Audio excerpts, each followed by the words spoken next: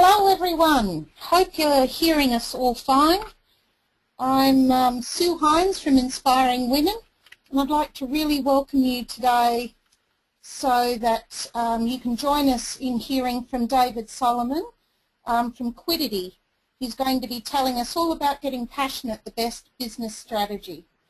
And I'll just tell you a little bit about David.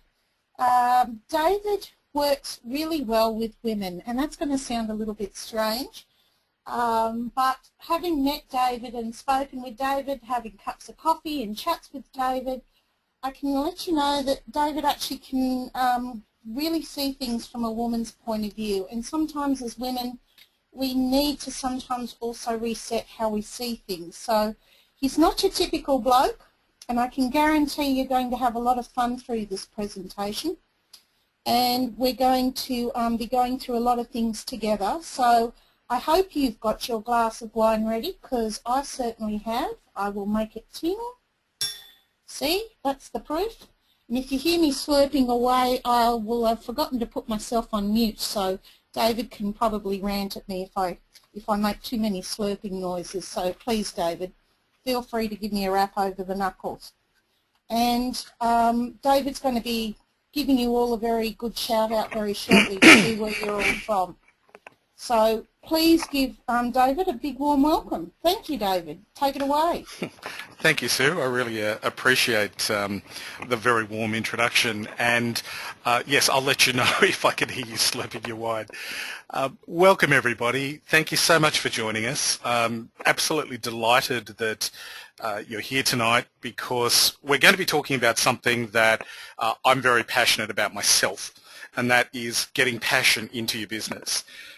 And just before we launch into the content, though, I would just like to make sure that we've got our technology working right. So the first thing is, there are a couple of ways that you can communicate with us. But I understand that a number of you are relatively new to the webinar game and possibly never even used webinar or GoToWebinar in particular before. So excuse me, there's two ways you can communicate. One is you can see there's an arrow just here that's pointing to a hand with an arrow going upwards. That's almost like being in school, where you can open up your and that serves me right for not turning the phone off before the beginning of the webinar. So I'm going to put that phone in the drawer, and hopefully if it rings again, we won't hear it. So there you go. We're testing the technology, and it's working. So as I say, the first way that you can contact us is that you can put your hand up there, and that indicates that you'd like us to go to you. So if you've got a microphone, we can get you to ask a question live. The other alternative is to go down here and to actually type something into the box, into the question box down here. Now, I can't guarantee that we'll come to your questions straight away, but we will get to them. And certainly at the end of the presentation today, we've got some time there where we want to hear from you guys in terms of your input and your thoughts and any questions that you might have.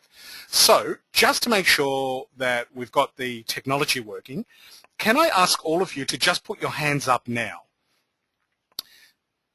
Excellent. So we've got a couple of people with their hands up.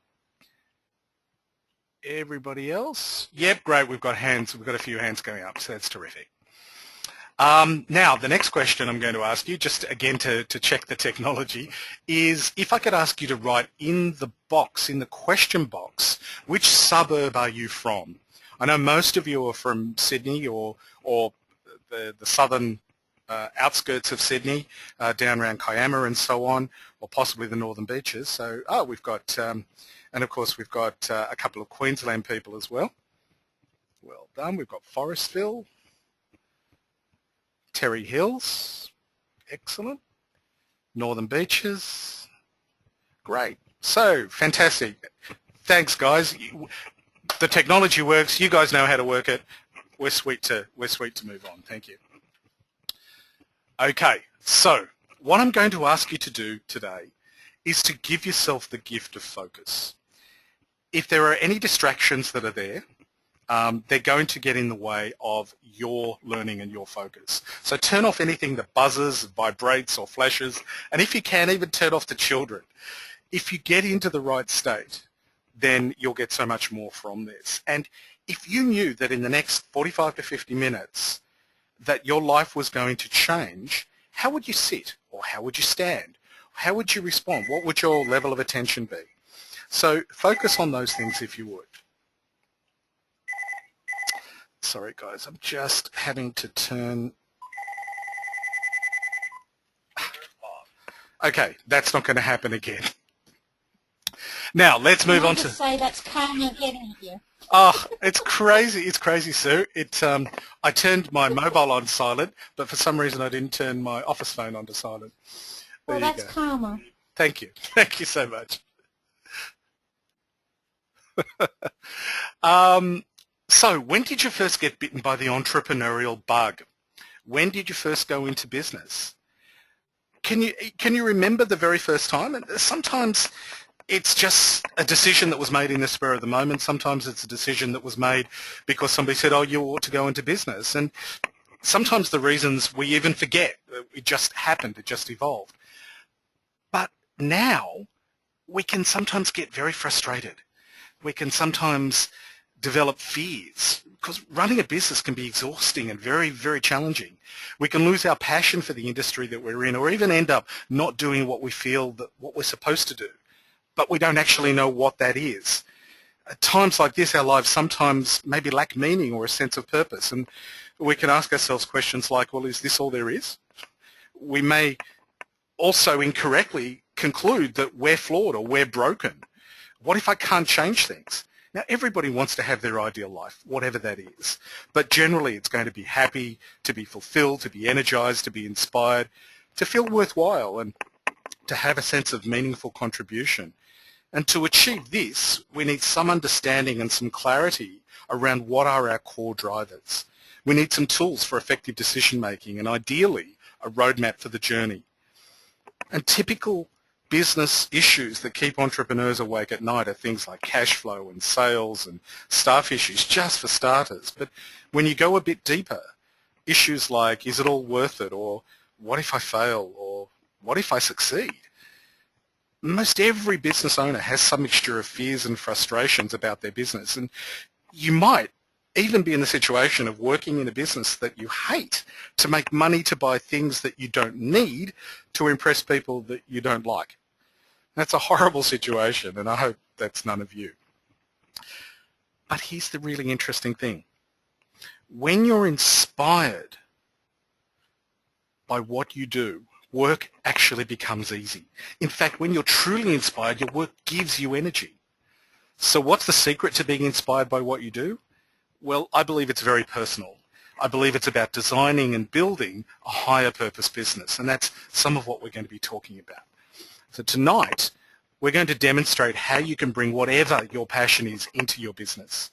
We're going to show you how to reignite your inspiration for business and help you remember why it was you got into business in the first place, and hopefully fall back in love with your business if you're out of love, so that you're inspired by it once again. And to find a business that inspires you if you don't already have one. We want to tap into the passion and purpose that has you so excited you can't wait to get up in the morning and go to your business. And we want to show you that business doesn't have to be boring and can be incredibly creative, whatever the industry that you're in. Now, I've been in and around business for just shy of 30 years now, and in that time I've had one thing that hasn't wavered, and that's an absolutely insatiable curiosity about business. What works, what doesn't work, and why people do things. And I've met, I would guess, probably tens of thousands of people. So in the next 45 or so minutes, I'm going to share with you some of the things that I've learned in that time. Now, I am going to talk from my heart, so I hope you'll bear with my enthusiasm. And at the end, I'm also going to be offering you something quite unique and a very special experience, so please stay tuned in if you would. But in order to give you a little bit more background, perhaps I should tell you a little bit about my story. Now, I didn't actually know what I wanted to do. There are some people who do know what they want to do from the very early stages. I want to be a doctor, I want to be a dentist, I want to be a plumber, I want to be a vet, whatever it may be. But I didn't know what I wanted to do, and at 16 I nearly dropped out of school. I tried all sorts of things. I tried accountancy, economics, banking. I even went into the Australian Army. I was in the hospitality industry, And then I fell into recruitment by accident, and I was very good at it. And along the way, I fell in love and I got married at what I consider to be a pretty young age now, which was 23. I've had 3 boys and lots of personal development through that process. And after a long absence, I came back to singing and acting, which was an important part of what I was doing. But there was a big entrepreneur inside me all the way. And I had a job that demanded 12-hour days, 6 days a week. And after about 8 to 10 years of that, however, I got a bit bored with my work. But I stayed for the money. And eventually I got so that I didn't even want to turn up for work. I remember one morning waking up going, I really don't want to go into the office today. It was that bad. So I changed environment. I became a partner in a global executive search firm. I started up a consulting business with a partner after that. We built that to 35 staff. And, you know, I've had all the ups and downs along the way with that process. But I decided that when I split with my partners, I set up on my own, and I've been consulting and teaching and learning for about 12 years now. And I'm a student of business now more than ever. And as I say, I always had that insatiable curiosity. But then I realized that I wanted to somehow get back my performing arts aspect, because those are my boys down on the right-hand side, and they're a very important part of who I am and my passion, and there's me performing up in the top left. And I would show a photo of my wife, except she'd kill me if I did. She's just a little bit camera shy. So I realized along the way that you know, I decided that I wanted to bring the performing arts into my business. So we started there was a startup in a global music business, and I made some bad choices along the way and had a few deals turn pretty sour and cost me a great deal in terms of money and even my health at one stage. And I got pretty low at that point in time, but my support network supported me, and I went back to basics, and I looked at my values, I looked at what I had a passion for, what I didn't consider to be work, and the things that I wanted to do. And I brought my passions back into my business and had some great results as a result of that. Now, along the way, I've made some mistakes. I think most people have. But importantly, my purpose, my mission to bring soul to business and business to soul and helping women entrepreneurs really came to the fore. So I've had plenty of successes along the way and plenty of failures along the way. But one of the things that I've learnt is that the best way to build a successful business is to be sure that it serves the owner's higher purpose, their true life vision. And within this context, work stops being work and simply becomes the way that you choose to spend your time. I don't know how many of you have heard of Dr. John DeMartini, when he proposes you should make your vacation your avocation. But when you speak to many successful entrepreneurs, they'll tell you they get great enjoyment from what they do, and they don't view it as work. And most of those people operate from a perspective of abundance rather than scarcity. And sometimes it's the business itself has a higher purpose. I'm going to show you some examples of that in a couple of minutes. And sometimes that, as I say, that holistic perspective, that abundance perspective rather than scarcity, is where the owners of the business appreciate the energy and the vibration of their actions in the business and in the broader world. Leonie, you've got your hand up at the moment. Is there a question that you'd like to ask just at the moment, or have you just left your hand up?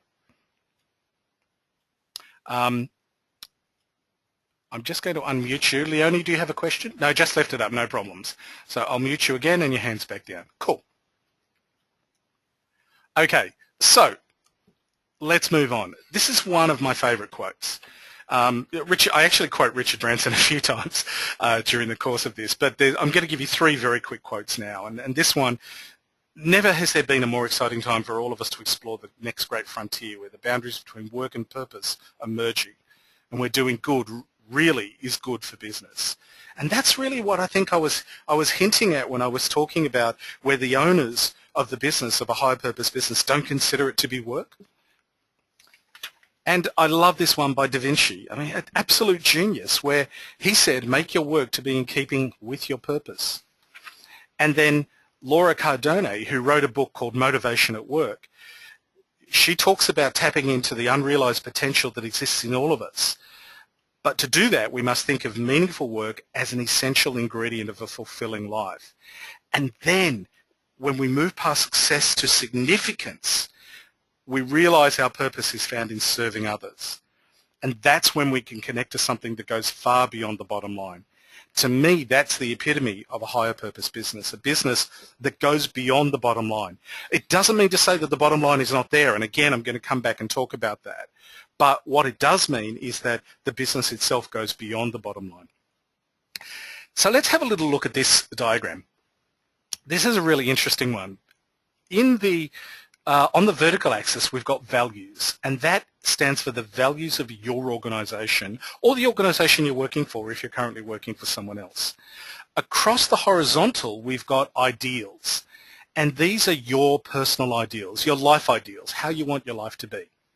Now, down in this bottom left-hand corner, we haven't got a good match. We've got your ideal, you're not making any money, and you're not doing work that actually feeds your soul.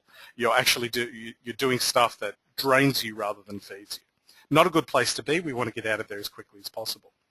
Where a lot of people will end up is in the top left-hand side, and that's where they're making the money that they need to, but their life actually begins after they finish.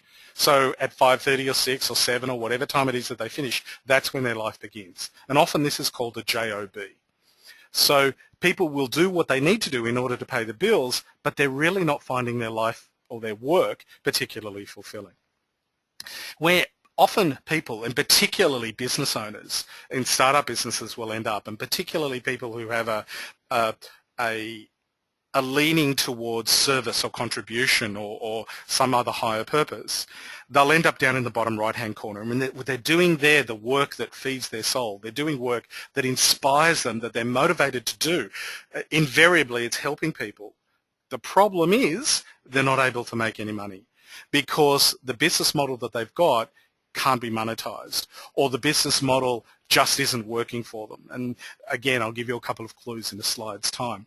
Where we want to be clearly is in this top right-hand corner, where we've got a business model that's effective, where we've got a business model that supports the style of business that we want, but we're also doing the work that really drives us and gives us the inspiration that we want. And that's the really interesting thing, because that's what I call a higher purpose business in that top right-hand quadrant. Now, I just mentioned inspiration. Inspiration is everything on the right-hand side here. Motivation is on the left. And motivation is okay, and we need motivation, but motivation will only get you up so far. Inspiration is what wells up from within you and bubbles up, and you couldn't hold it back even if you wanted to. It's what will get you up earlier in the morning and will keep you up later at night because you've got something that you want to do. And for many people, work is seen as hard and tends to be an energy drainer, and it's a battle to stay motivated. But when you're inspired by what you do, it actually gives you energy. And often you can end the day with as much, if not more energy than the way you started. Now, looking at this a slightly different way, when we've got what you love and what you do well, the intersection of that is where your passion and your purpose lie. When you add to that the third element of what the world needs, then most people think that, aha, maybe I've got a business. The interesting thing is that you're not necessarily quite there yet, though, because there's another element.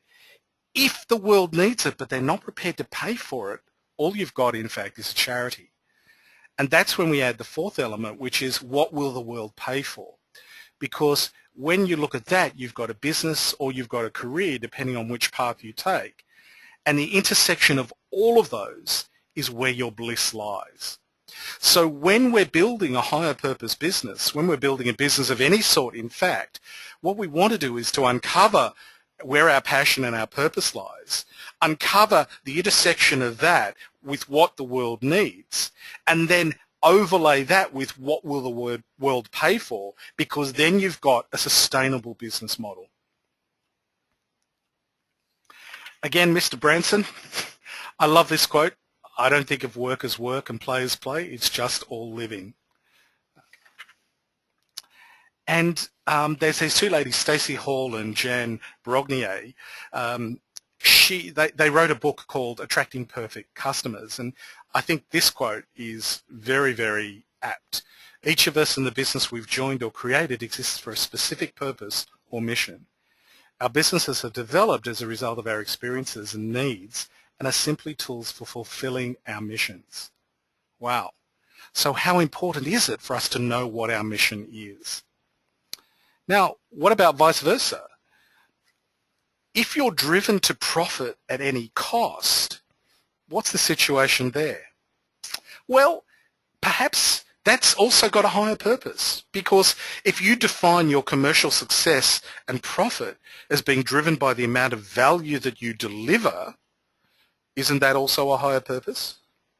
But at the same time, it's a fallacy to have your passion blind to the commercial reality that your business is not sustainable for any one of a number of reasons. So if your business is not sustainable, you won't be in business for very long. We actually need both. And a higher purpose business can and should be a win-win commercial model. It's not about providing charity. You provide amazing value for your customers and they remunerate you appropriately, and you get to stay in business and keep delivering value. Win-win. And with the transparency of the internet, the power of recommendation, social media, the growing demand for authenticity, all of these support the need to provide greater value. I'd like to give you a couple of examples of businesses that I think are very much in tune with a higher purpose. And the first one of these is a company in Melbourne called Three Sweeties, who used to be a client of mine. No longer a client because not needed at this point in time. They run a custom cake making business in Melbourne. They also hold classes to teach people about cake decoration. And after one class, one of the participants, who was the mother of a blind 4-year-old girl, wrote an email to the owner of the business, a lady called Michelle. Now, that particular class was about making cake pops. I don't know if you haven't come across them, there's a picture up on the screen as to what cake pops actually are. They're little treats which get decorated on the end of a stick, so like a lollipop except it's made of cake. And the email that this mother wrote to Michelle was about how her daughter, her 4-year-old blind daughter, was feeling the cake pops that she'd made in class and then taken home. And her daughter absolutely loved them and played with them for over an hour, saying that they felt like Braille. The driving ethos behind Michelle's business is bringing people joy and happiness. The side benefits, she gets to be the part of milestone celebrations in people's lives, as well as making some money along the way. So, simplistically, you might say that her business is just cake baking and decoration, but I'd like to think that this is actually a higher purpose business. Another business that some of you may have heard of is a company called Tom's. And Tom's is a US business that is predominantly over the internet, and they started off just by selling shoes online. And as you can see there, what they say is that they're in business to help change lives. They now have 2 strings to their bow. One is shoes and one is sight. So they sell prescription glasses as well as shoes. And the reason they provide shoes is because shoes are surprisingly a very, very important component of people's health and well-being. Health because they protect children's feet from cuts, infections and diseases. And when they're healthy, they can go to school, they can fight minor illnesses and the like. Shoes are often required for school attendance in many countries, in particular third world countries. And providing school uniforms, which include shoes to children that can't afford them, can actually increase school attendance dramatically. And education, as we know, is the key to mobility and vital to breaking the poverty cycle. And shoes gives people confidence as well too. And they work with 75 shoe-giving partners who've got ongoing programs to help kids, families and communities around the world. And the way it works is, for every pair of shoes that you buy from them, they provide a pair of shoes to a child in need. And when you buy their eyewear, you're helping to restore sight, which in turn clearly has major benefits. So one pair of Tom's glasses provides sight for one person, either through prescription glasses, sight-saving surgery, cataract surgery, or some other type of medical treatment. And there are 285 million people around the world who are blind or visually impaired.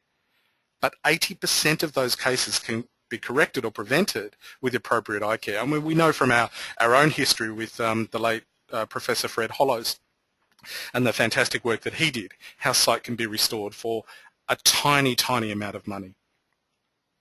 Another business that is a higher purpose business is, in my opinion, the body shop. Anita Roddick liked to say that they manufactured weapons of mass instruction, and they celebrated and advanced the same things that she always cared about, which were human rights, the environment, and creative dissent. Their community fair trade sourcing program, which is all the rage now, was actually created in 1987. Originally it was known as Trade Not Aid, and it started as a mechanism for the company to source accessories and ingredients from small producer groups in marginalised countries. I think that's a higher purpose business as well. And a couple more quick examples. Well, Sesame Street, does that make children's TV shows? Or do they hold the attention of children and then thus create the opportunity to educate them cognitively, effectively, and behaviourally? A company in Melbourne based out of Melbourne called Clean Event. Well, does their company pick up garbage? Or do they assist people to make the most of their leisure events by enjoying a clean environment? See, a higher purpose can be just about anything. And then another Australian company is Thank You Water. So do they sell bottled water? Or, as is their intent, do they make profits from selling bottled water in Australia, where you can get safe drinking water virtually free from a tap, to directly fund water projects in developing countries? Now that's a higher purpose. And it doesn't mean to say that a higher purpose has to be grand and world-changing. A higher purpose can be as simple as doing the best for your family, can be providing anything that your family requires, and it could be education for your children, or it could be health, or it could be food. That can be a higher purpose as well too. The higher purpose of my business is about bringing soul to business and business to soul. There are too many businesses that lack soul. And unfortunately, there are too many people who have great soul and great intention, but they don't have the business orientation that's required to survive and prosper. And it's also about unlocking the magnificence that's inside every woman. Sometimes people ask me, what does quiddity mean? I'll go over this very quickly. It comes from the Latin quidditas, and quiddity is the quality that makes a thing what it is. The dictionary actually defines it as what gives a thing its whatness or its isness. So quiddity business is the isness of business. So quiddity for me is the higher purpose of business. Slight change of tack. There is a school of thought which says if you raise your vibration, you will improve your life. Now, what exactly does that mean?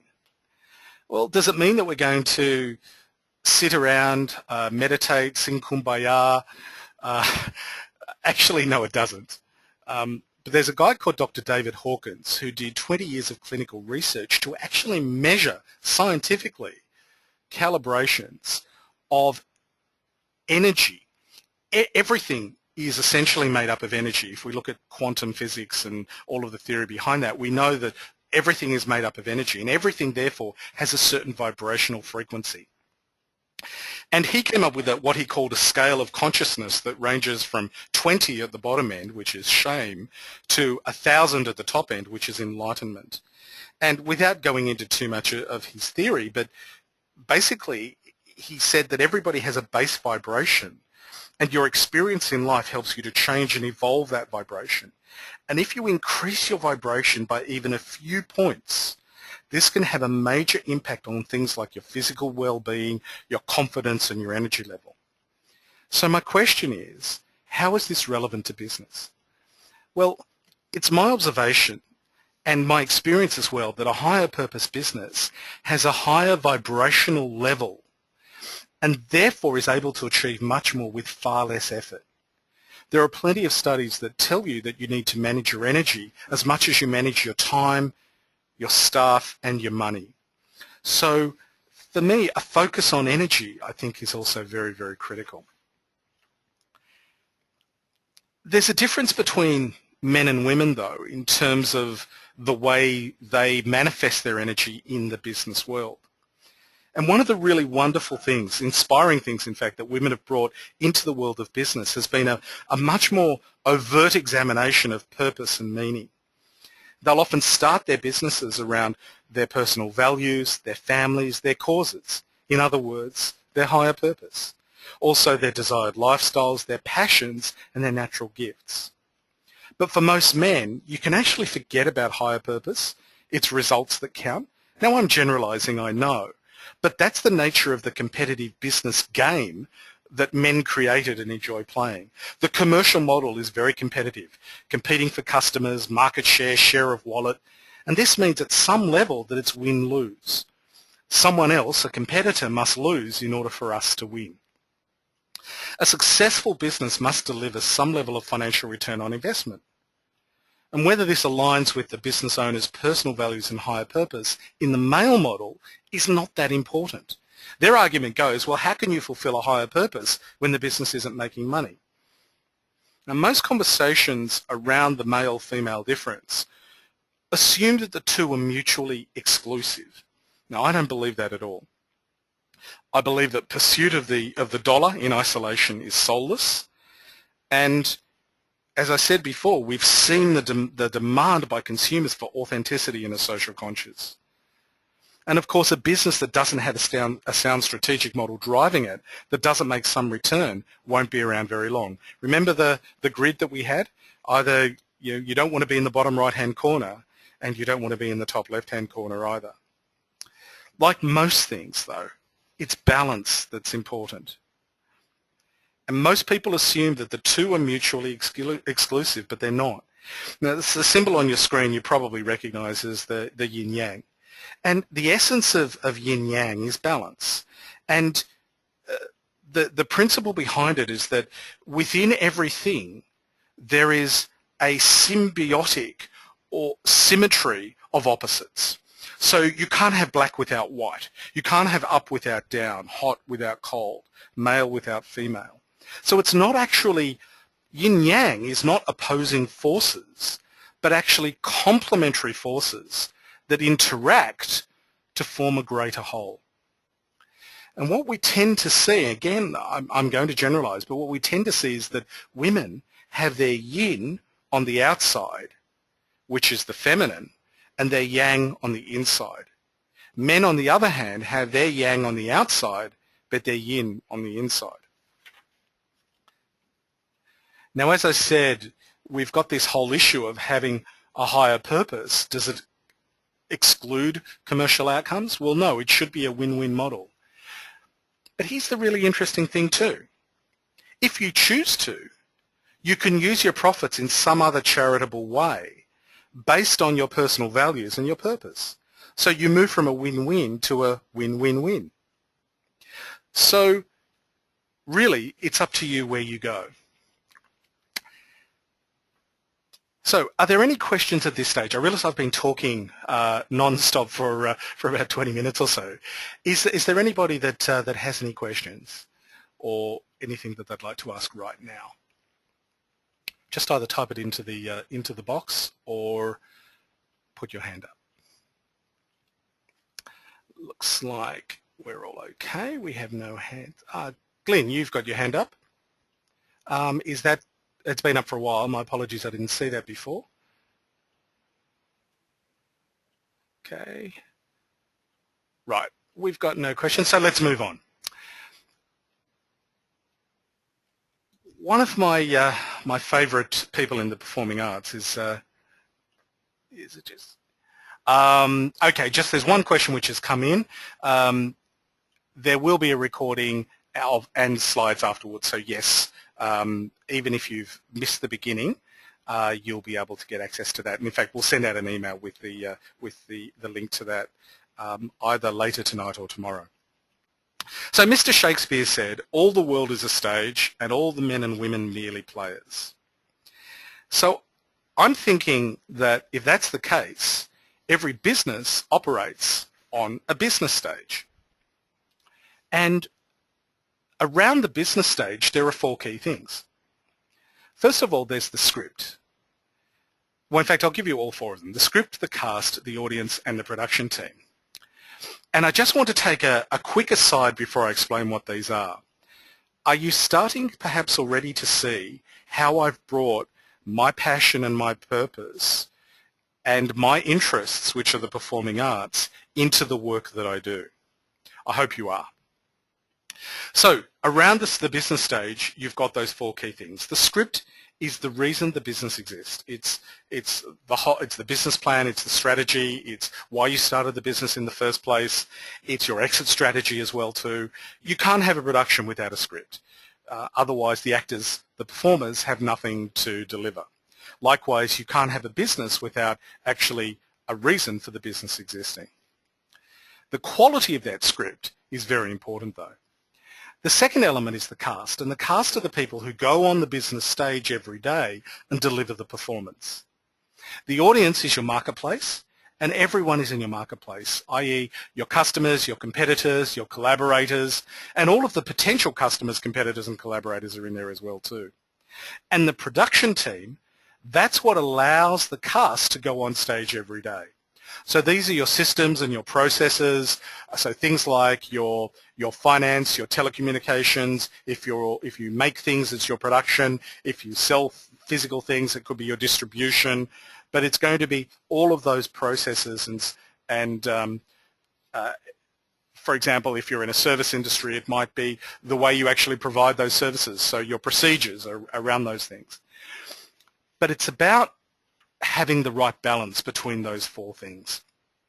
Because without the right balance, if any one of those are out of balance, then in fact you've got a performance that is likely to be a short run, worse still, an opening night flop.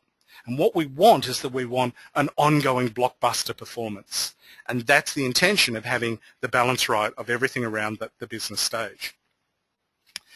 So how do we build a business that actually is right for us, where we can define what is successful for us? Well, this is part of the script process, but ultimately it's your business, so it should be defined by you and your goals. Success is personal. Your success should be defined by what your financial, lifestyle, and other goals and aspirations are, rather than what society says they should be. So there's no standard business model that says you must have this and this and this because otherwise you don't have a successful business. Well, it all depends on what your goals are and what your aspirations are. What about health, happiness, peace, and love? Well, typically, if in the male world especially, but we're talking about money and material possessions as a definition of success. But why don't the other things get measured more openly when we're evaluating a person's success? The whole thing about building your business around the business stage is to make your business work for you, not the other way around.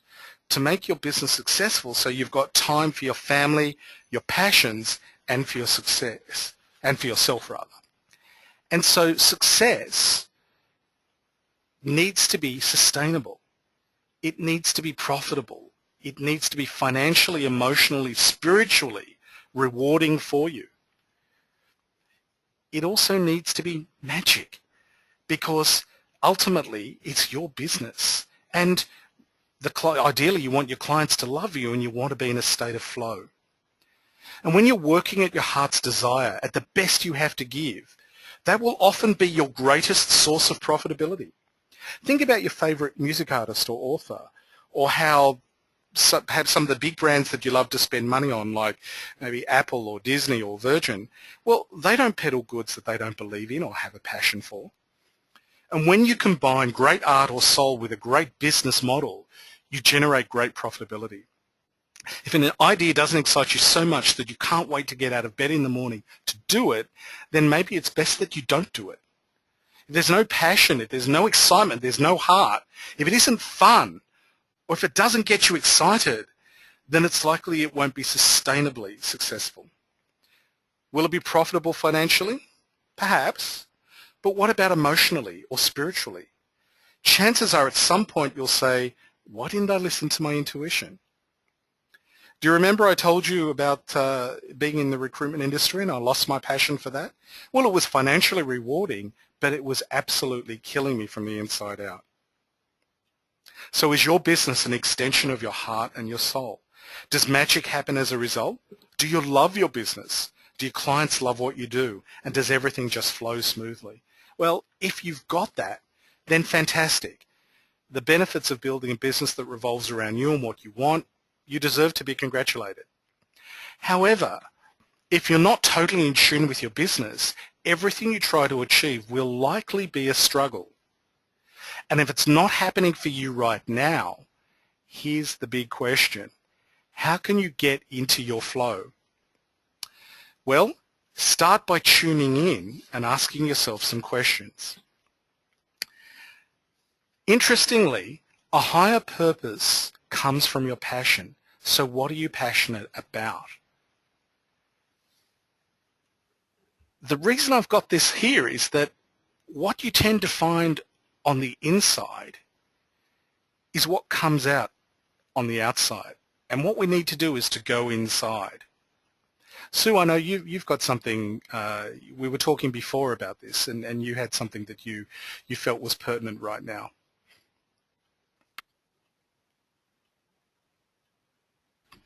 Yes, David, my question about this is, I mean, just looking at it black and white, and I suppose that's how I look at things at times, is for me, when I look at that picture, I'm thinking to myself, I'm under stress because there's obviously pressure and there's juice coming out.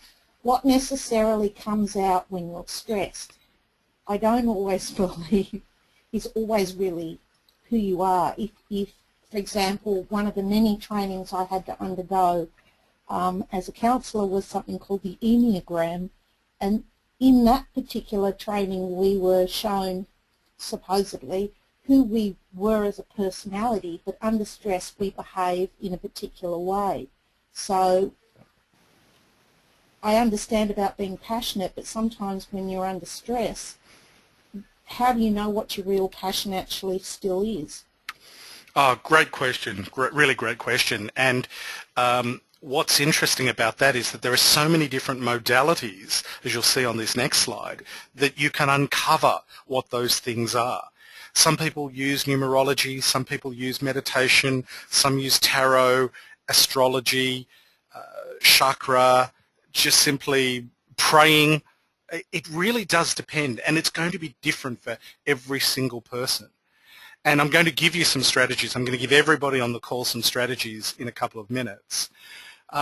Some people just wait, however, for divine inspiration and just hope that it's going to come. Other people go shopping and think that they might be able to pick up some inspiration at Bunnings or Coles or somewhere like that. Well, in my experience, it's actually a bit of a lifetime journey. I didn't work out myself until I was 46 what my higher purpose actually is. And once I hit that, once I realized what that was, and it's my role, if you like, is to be a teacher. And once I realized what that is, then the questions started coming up such as, well, what is it that I'm meant to teach, and who am I meant to teach, and how am I meant to teach? And so a whole other series of questions came up. But ultimately, as I said before, a higher purpose comes from your passion, but passion is not in your head. So just thinking about it is not going to help you get those clues that you're looking for, because passion lives in your heart. However, we are thinking creatures. We've been given the gift of intelligence and the gift of consciousness. So where do we start? Well, we start by looking at a whole series of questions. And I'm going to put these up slowly so that either people can jot them down now, or when they get the access to the recording, you can pause and you can have a look at them and write them down then. But one of the questions, the first question is my business connected to my lifestyle goals? Because if it's not, then that's perhaps something that's required to be done about. And am I doing what I truly love?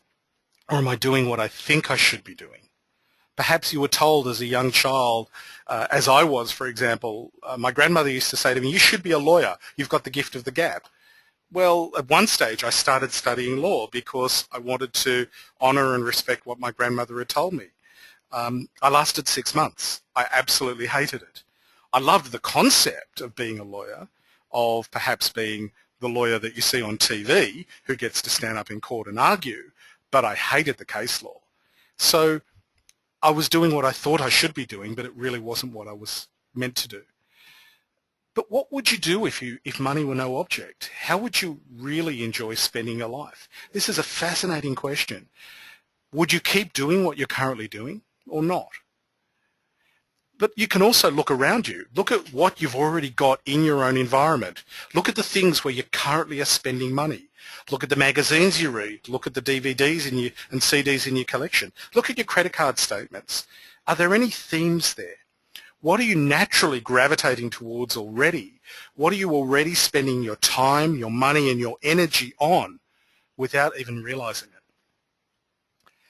What threads have been recurring in your life again and again?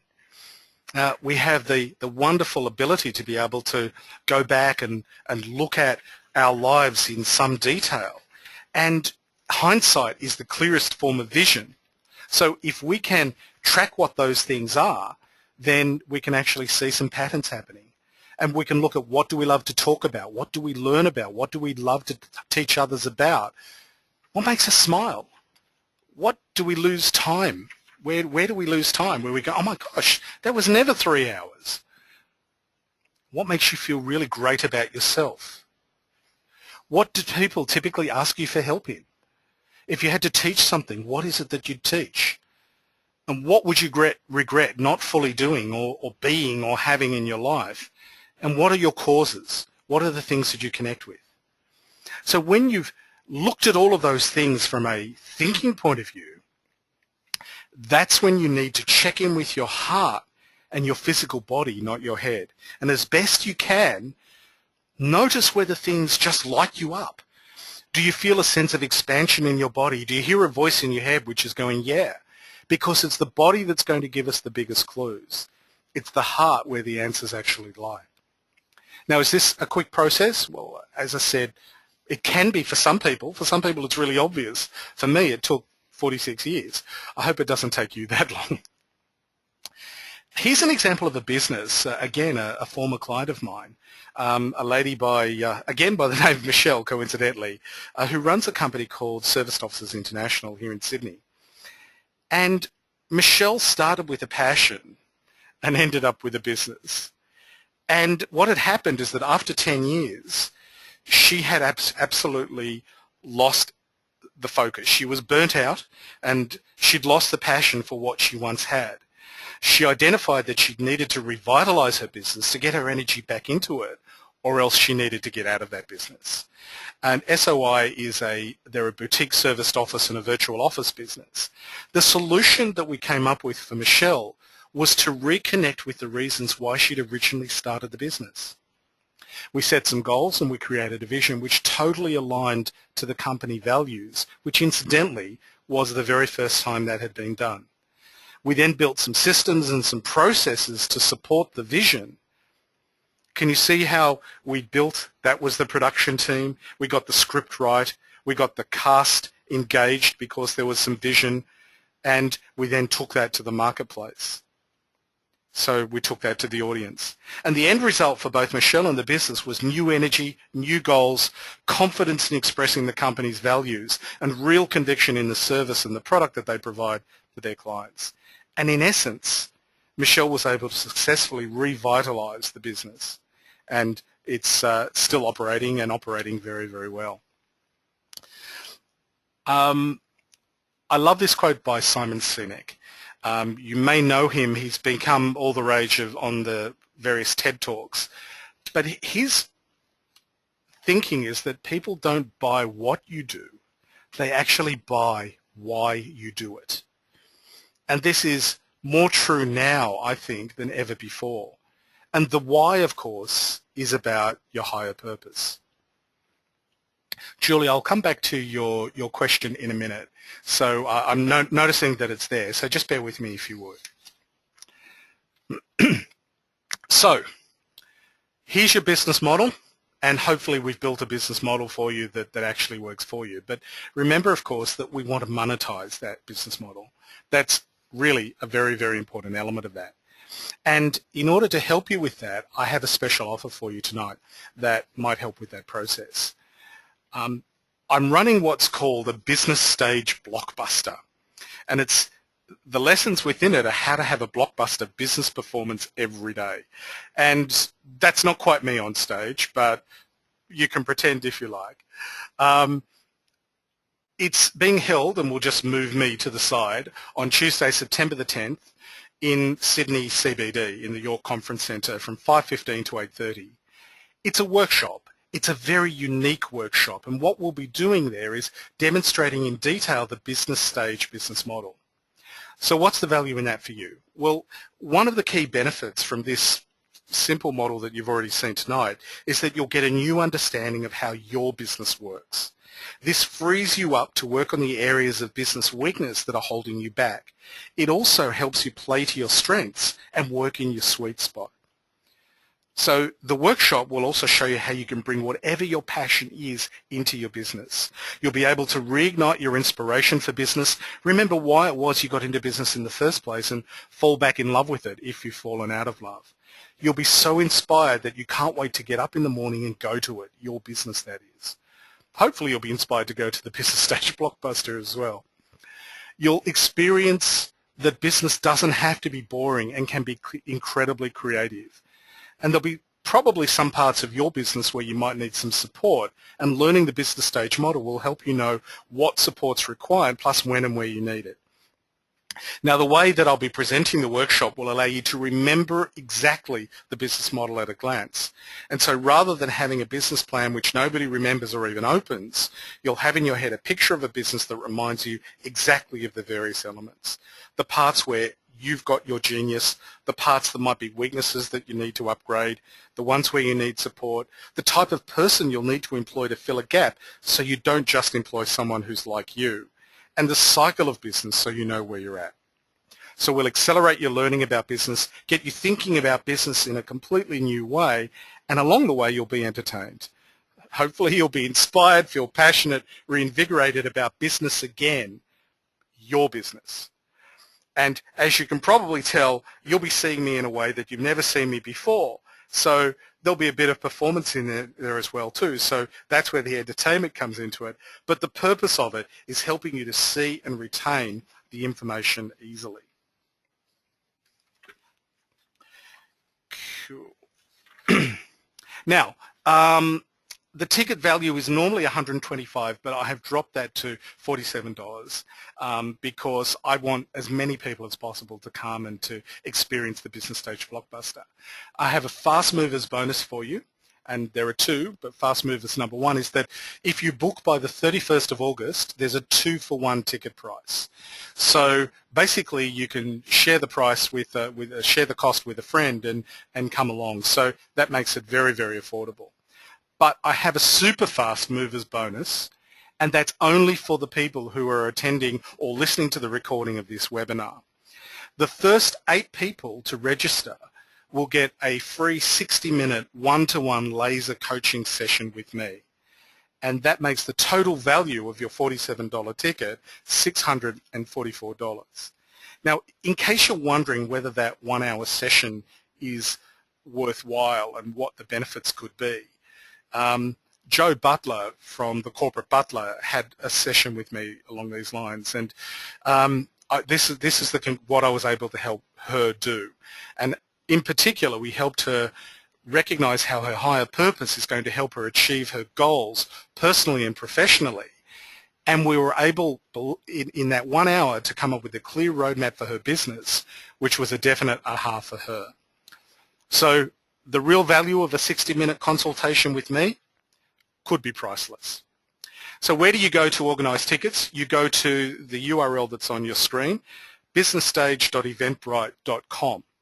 Now, the one thing which you do need to know is that there's a promotional code called Inspiring, and that's only for the people, that's only for inspiring women participants in the webinar and listening to the recording. And when it asks you for the promotional code, you put the word inspiring without the quotation marks into the box. That will drop the price by 10 cents. That's just a mechanism I needed to put in there. But importantly, that will tell me whether you're from the Inspiring Women community, and therefore hopefully you're one of the first 8 people to qualify and get the laser coaching session with me. So, my final thought before we move on to a few minutes of questions and answers is from Andrew Cohen. We're all capable of greatness when we know without any doubt that we're directly connected to a higher purpose. So, what did you learn? What did you notice? Is there anything to share? I'll quickly go to this question from KM. No, sorry, it's the question from Julie, actually. I talked about flow. Does that relate to the book called Flow? Okay, it doesn't specifically relate to that book called Flow. There's a guy called Mihaly Csikszentmihalyi, and don't ask me to spell that name for you, but he was the one who originally came up with the concept of flow.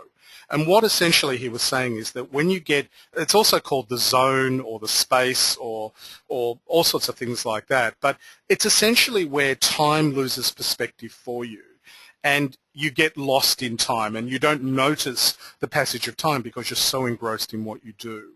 So I can't tell you who the author of that book, The Flow, is, but I know that the original concept came from Mihaly. Great, so what did you learn? What did you notice? Does anybody have anything that they'd like to share with the other people on the webinar? Sue, perhaps I can invite you to come back in as well too.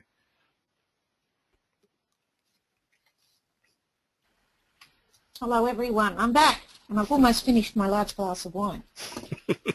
David, quick question for you. Sorry I had to go on to that. Quick question for you. When I was looking at a couple of your slides, a question that I've got is, don't we sometimes just keep making the same mistakes over and over again? How do we stop making those mistakes? That's a huge question. That's an enormous question. I think that there's two parts. The first one is that, yes, we do tend to make the same mistakes until we become conscious of it. And this is the universe basically saying, well, I'm just going to keep giving it to you again and again and again until you get that lesson. I had a huge business lesson, for example, which had to do with learning who I should be working with and who I should not, that it took me 4 or 5 times and eventually the universe hitting me over the back of the head with a 4B2 until I actually got the lesson. So the first aspect is becoming conscious. Those sorts of questions that we raise there are one way of doing that. The second part, I suppose, is, to be honest, Sue, sometimes we can't see things ourselves. Sometimes we're actually blind to it. I mean, it's the whole definition of a blind spot, isn't it? That you can't see it yourself. So having somebody objective who can look at your situation, can look at what's happening for you, like a coach or a mentor or a guide or a sounding board. I mean, to be frank, that's the role that I often play with my clients, is that I point out things that to me are glaringly obvious, but to them they actually don't see because they're blind to it. So having somebody like that can be one of the best investments that you can ever make, because they can help point out the things that you're perhaps not learning because you're just not seeing it. It's in your blind spot. I had my pleasure, my pleasure. There's another question which has popped up, which is, what if my higher purpose really has nothing to do with my business? I think that's a really valid question. And if that's the case, sometimes it can be very challenging to build a business around your higher purpose. But what I do is I come back to that issue of then build a good business model that allows you to fund your higher purpose. So, for example, you might say, well, look, I want to, in fact, there's a lady that I know called Hasey Tobias who runs a business that has nothing to do with what her higher purpose is.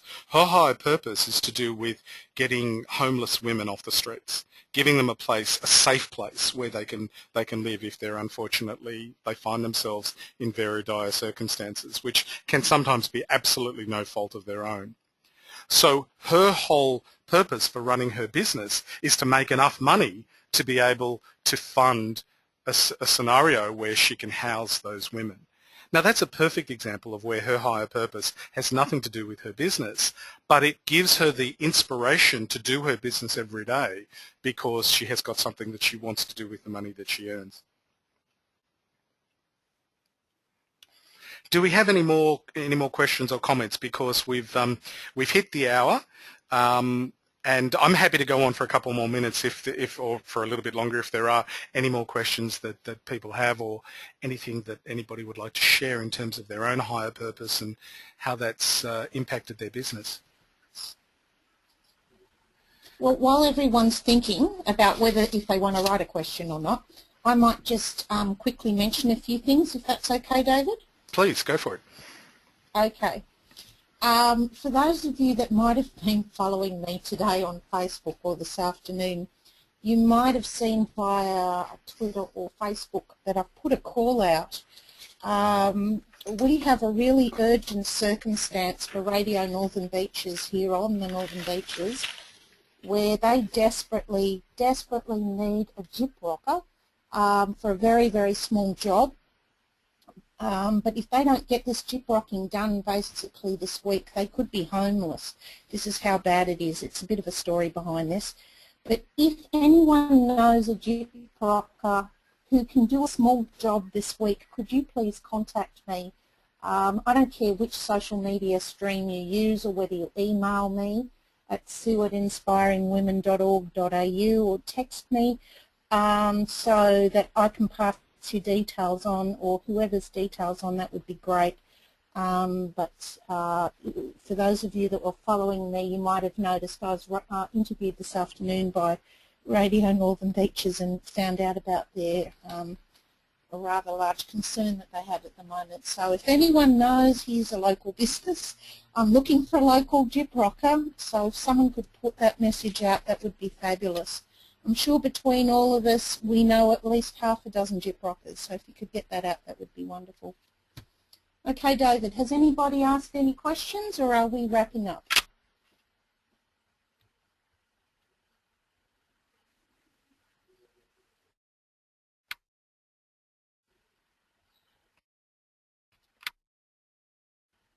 David, have I lost you?